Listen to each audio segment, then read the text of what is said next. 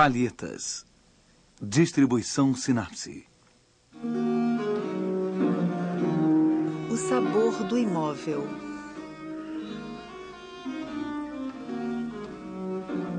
A Arraia.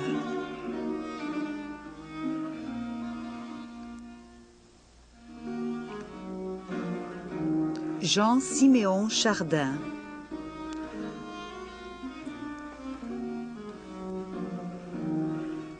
Museu do Louvre, Paris.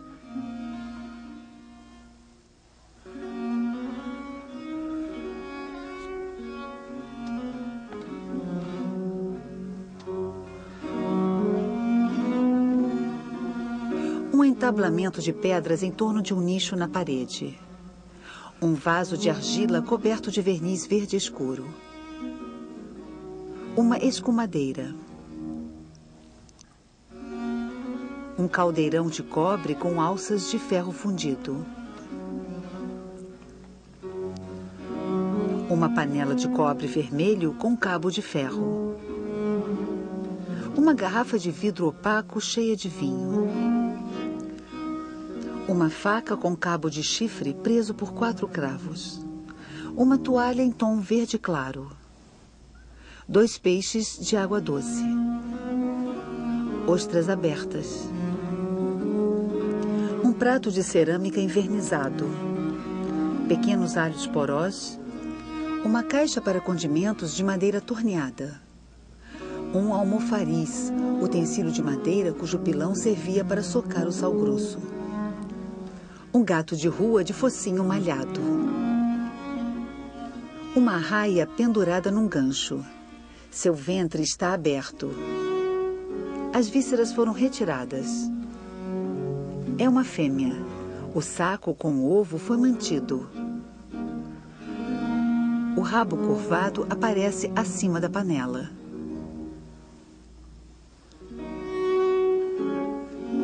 Não se conhece a formação artística de Chardin. Ele entra nessa carreira de forma estrondosa em 1728, aos 28 anos. Encorajado pelos elogios de vários artistas, Chardin decidiu se apresentar à Academia Real, mas desejando conhecer as opiniões de seus principais integrantes, ele lançou mão de um pequeno estratagema. Colocou seus quadros como se por acaso na primeira sala e posicionou-se na sala seguinte. O Sr. de L'Argillière, excelente pintor, um dos melhores coloristas e dos mais sábios teóricos sobre os efeitos da luz, chega à primeira sala.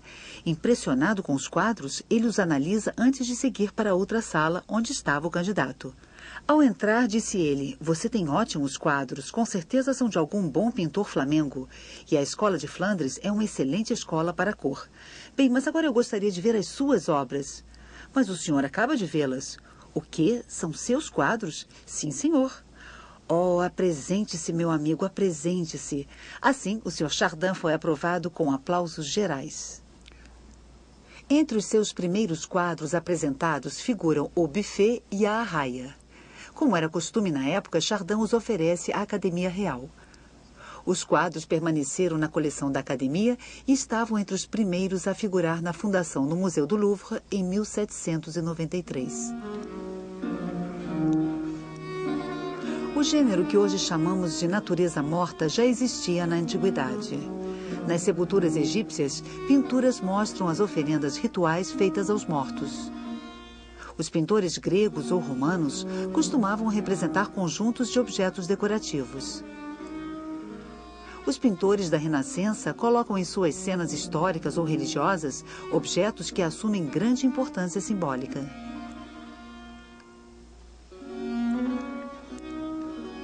Os holandeses chamam esse gênero de stilleven, natureza imóvel. Frutas, flores, refeições servidas, ourivezarias, cristais refletem a atenção dada ao acúmulo de riquezas. Às vezes, essas composições adquirem um sentido moral. A prata ou o ouro traduzem a futilidade das riquezas. A ampulheta e todo tipo de relógios, a brevidade da vida. As bolhas ou o cristal, a sua fragilidade.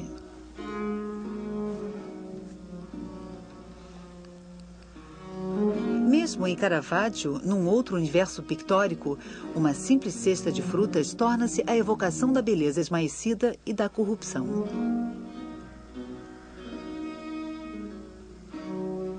A pintura torna-se meditação para Philippe de Champaigne e Lubin Bogin. No início do século XVIII, na França, a pintura das coisas mortas e sem movimento não é das mais apreciadas. Quando Chardin entra para a academia, ele é recebido na categoria mais baixa. Só muito mais tarde, em 1756, a palavra natureza morta surgiria em francês.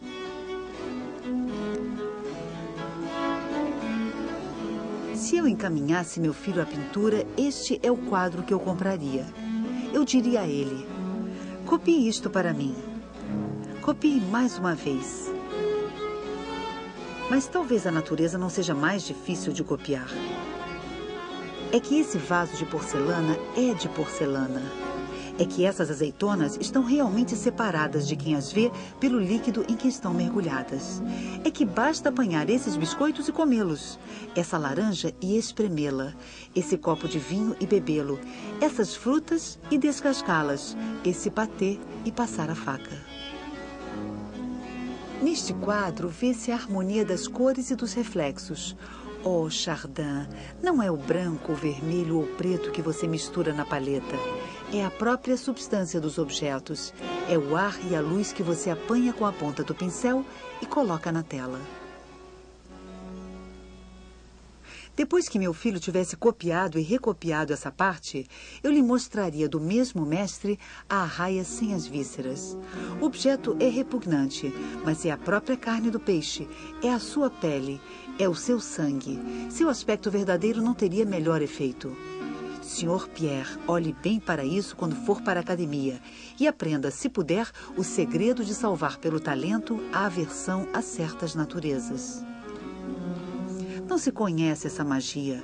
São camadas espessas de cores aplicadas umas sobre as outras, cujo efeito transpira de baixo para cima. Outras vezes, dir-se-ia que foi um vapor soprado sobre a tela, e outras ainda que aí se jogou uma leve espuma. Aproximem-se. Tudo se mistura, se reduz e desaparece. Afastem-se. Tudo se cria e se reproduz. Diderot sente-se fascinado pelo pote de azeitonas e pela arraia, o que o leva a questionar-se sobre a essência do realismo. Durante muito tempo, será um dos quadros diante do qual mais visitantes se deterão no Louvre. Durante a primeira parte de sua carreira, Chardin dedicou-se às naturezas mortas, ao essencial do conjunto de objetos domésticos e, algumas vezes, aos animais. Cesta de uvas. Lebre morta.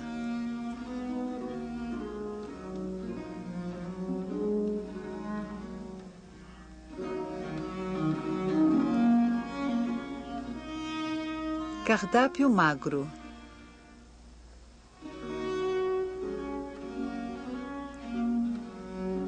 Cardápio gordo. A partir de 1733, Chardin, talvez descontente por se ver limitado às naturezas mortas, começa a pintar cenas do cotidiano. Mulher fechando uma carta. O castelo de cartas. Garota com peteca e raquete.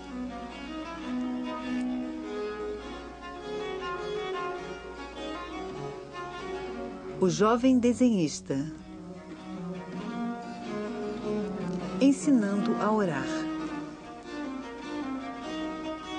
É claro que, simultaneamente, ele continua produzindo naturezas mortas. Caldeirão de cobre. Sala de fumar. Caldeirão, escumadeira e cântaro.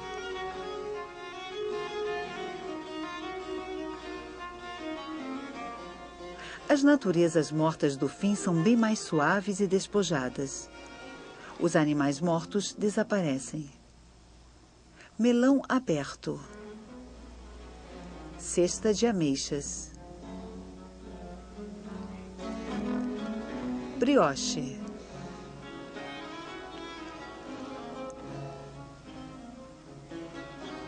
Copo de prata.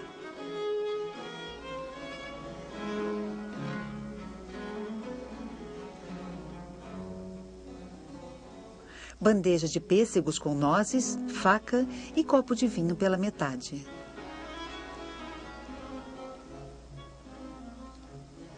Chardin pintava sempre a partir de um modelo. Como Vermeer, ele utilizava os utensílios encontrados em casa. Assim, todos os utensílios de cozinha de A Arraia serão vistos depois em outros quadros. A escumadeira, o caldeirão de cobre,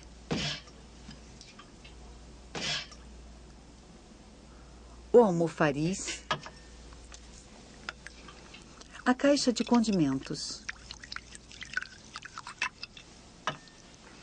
o vaso de argila verde aparece em vários quadros, depois desaparece em definitivo, provavelmente quebrado um dia.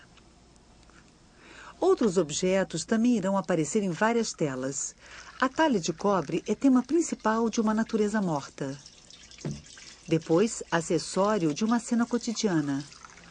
Ou ainda relegada a segundo plano em outra cena. O copo de prata, parte do inventário de bens de Chardin, está presente em sua pintura desde o início de sua carreira. Ele é roubado em março de 1759 do apartamento que o pintor ocupa no Louvre, por um certo François Renaud. O empregado encontra a porta do apartamento aberta, rouba o objeto e corre para Pont-Neuf, onde o vende para uma florista. Depois de recuperado, o copo será visto em todos os últimos quadros de Chardin. Dos pintores holandeses, Chardin herda o dom apurado da encenação. Mas ele utiliza objetos os mais comuns e os reúne a despeito da lógica culinária ou mobiliária, talvez apenas por suas qualidades formais. Antes de trabalhar com o pincel, Chardin passa um bom tempo pondo em cena os objetos que ele decidiu combinar.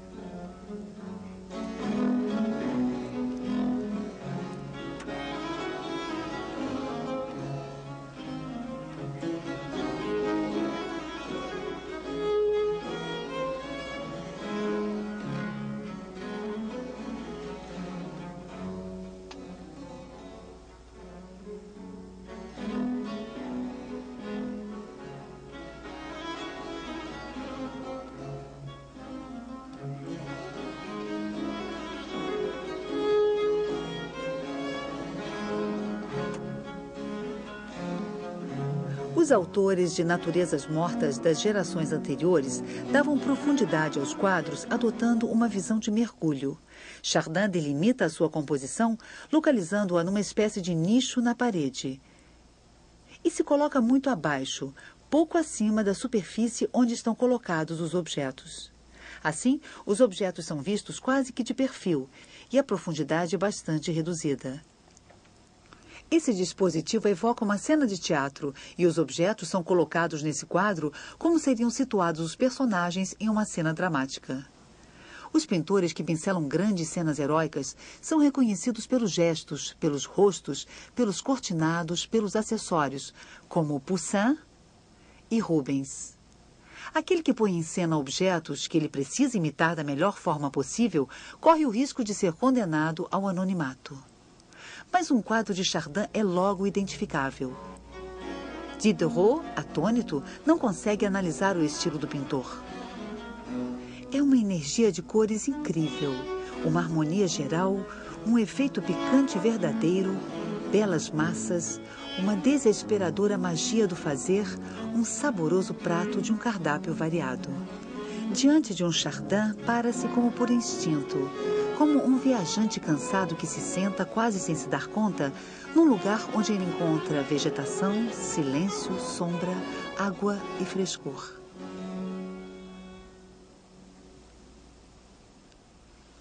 O entablamento marca profundamente a horizontal.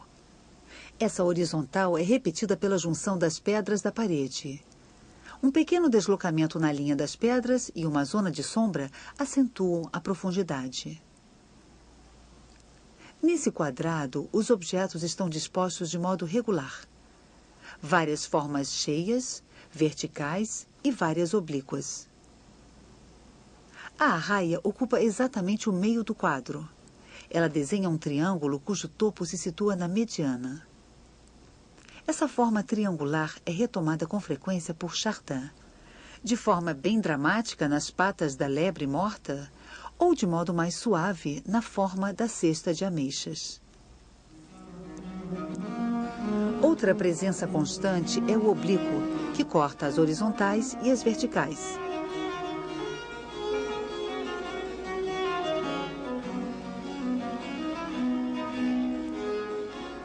A faca oblíqua saliente é um artifício herdado da natureza morta holandesa e daria uma impressão de relevo.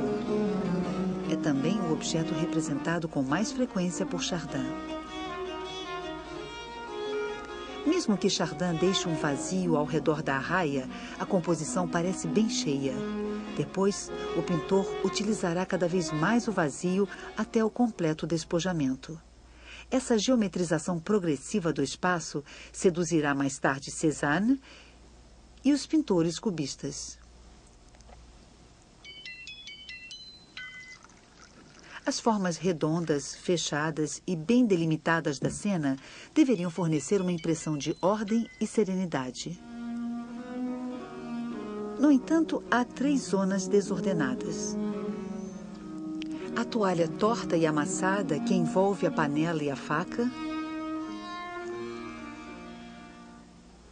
As ostras que o gato em movimento derruba.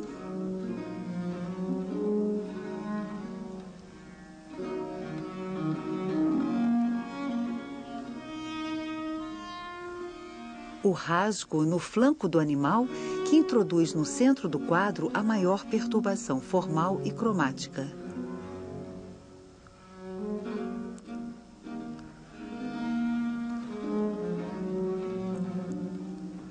Sobre uma tela de granulação média, Chardin aplicava um forte preparo à base de cola e de uma mistura de branco de chumbo e de castanho avermelhado. Ele pintava primeiro as partes escuras, a seguir as semi-escuras e, finalmente, as cores vivas. Iniciava-se, então, um longo trabalho de combinação. O pintor procurava harmonia entre as diversas partes, fundindo pouco a pouco as cores. Levava também em consideração os reflexos recíprocos das diversas cores. A pincelada é espessa, muito trabalhada. Os contemporâneos a qualificavam de raboteuse, isto é, áspera, grossa. Diderot percebe que o vigor da pincelada impõe uma visão de distância. O fazer de Chardin é especial. Ele tem a ver com algo que de perto não se sabe o que é. E à medida em que se afasta, o objeto se cria e acaba sendo o da natureza. Por vezes também ele agrada tanto de perto quanto de longe. A gama cromática de A Arraia parece a princípio restrita, com predomínio do castanho ocre. Analisando os detalhes, porém, descobre-se que pelo jogo das fusões, vários tons contribuem para os efeitos coloridos. Verde para os alhos porós ou vaso. Castanho para o prato, o almofariz e a caixa de condimentos. Cinza azulado para a lâmina da faca e certas sombras. Ocre amarelo para as partes finas da arraia ou a rolha de cortiça. A toalha, a pele do gato e a pele da arraia formam manchas mais claras que contrastam sobre os fundos escuros.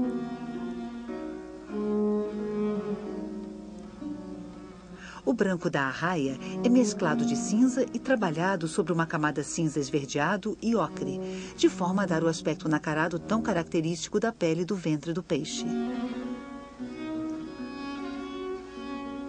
A cor de carne sangrenta se destaca no centro da cavidade visceral.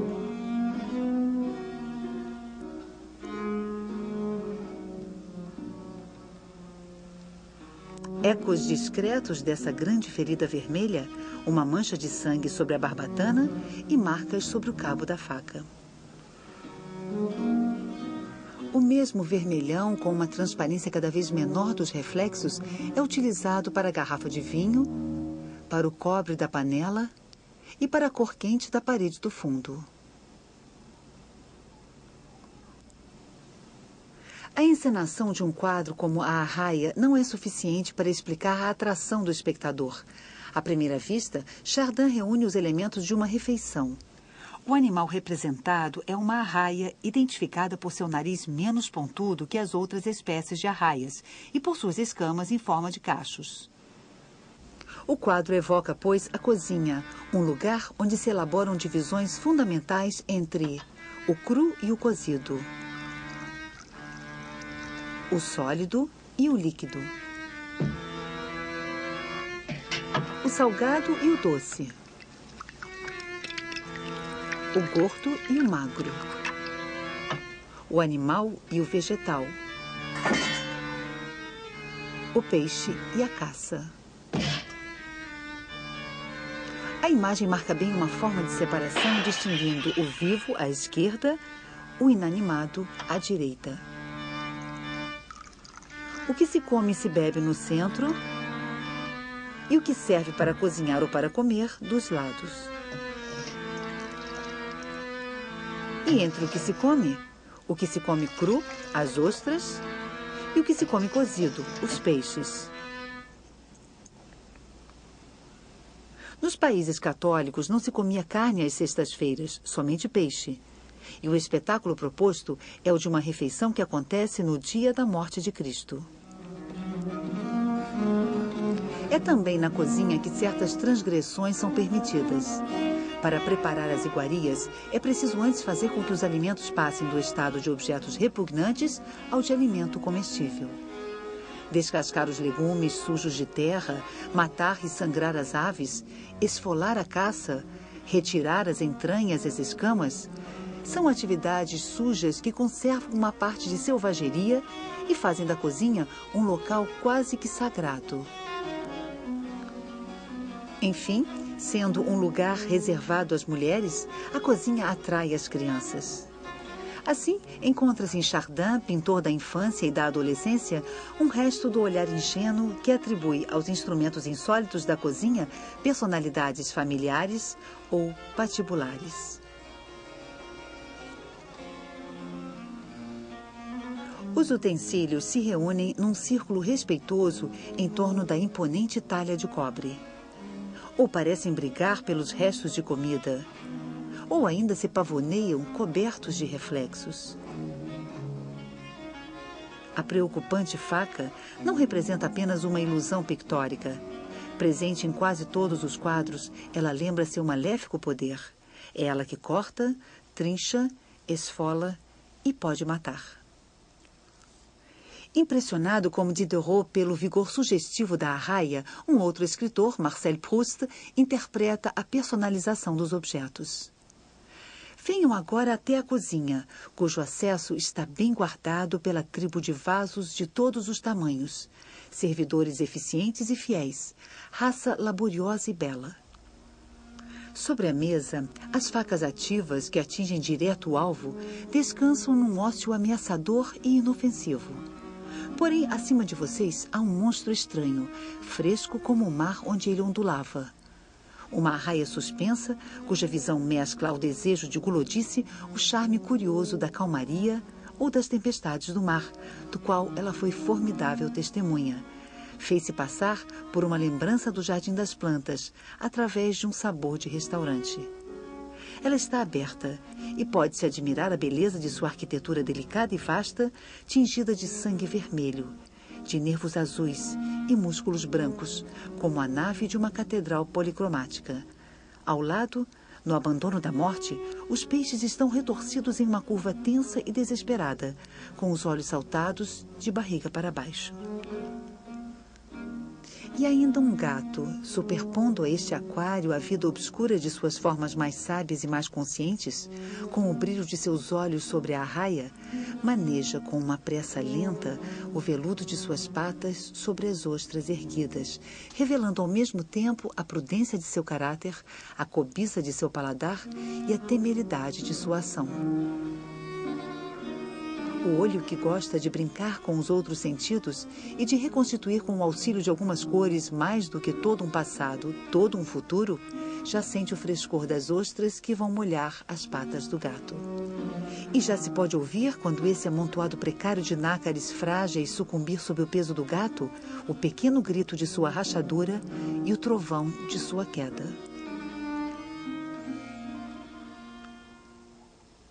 O gato é o único ser vivo do quadro. Ele é uma ameaça. Todos sabem que ele gosta de peixe, cru ou cozido, e provavelmente também das ostras. Animal familiar, amado por Chardin, ele também é, de certa forma, feiticeiro. Ele enxerga à noite e compactua com o diabo. Ele desfaz a bela ordenação dos objetos feita pelo pintor. É um jovem gato desobediente e bagunceiro. Ele faz literalmente a maior bagunça. A arraia é um animal que dá medo. Suas nadadeiras parecem asas. Ela parece voar embaixo da água. No imaginário da antiguidade, ela está entre os monstros marinhos mais assustadores. Alguns hábeis artesãos utilizavam as asas, o rabo, o esqueleto e a pele seca de algumas arraias para fabricar múmias de sereias e outros seres mitológicos, com os quais enfeitavam certos gabinetes. Ao lado desses monstros figurava a verdadeira arraia embalsamada. Até mesmo na enciclopédia de Diderot e de Alembert, contemporâneos de Chardin, a arraia permanece um ser fantástico. Antes de Chardin, outros pintores haviam figurado o peixe.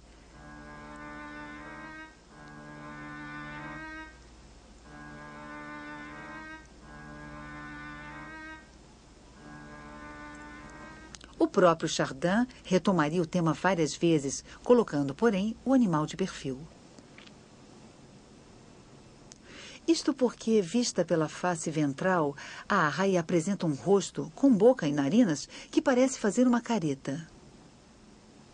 Suspensa por um gancho no centro do quadro e mostrando a sua face mimética, a arraia atrai o olhar do espectador, que não pode deixar de identificar o animal como uma espécie de personagem humano. Esse dispositivo, que também lembra o boi de Rembrandt, evoca os esfolados das aulas de anatomia ou as cenas de martírio e crucificação.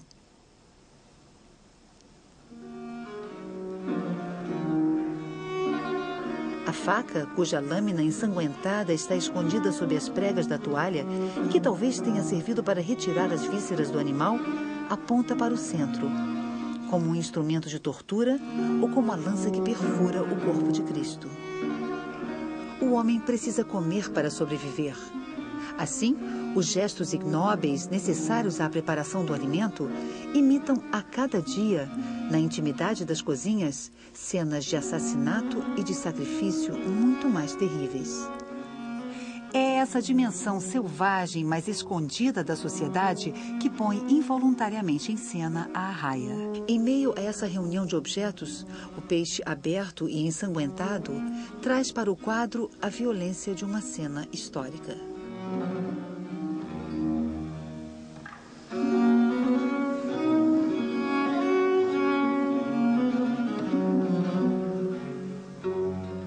Versão brasileira Audio News.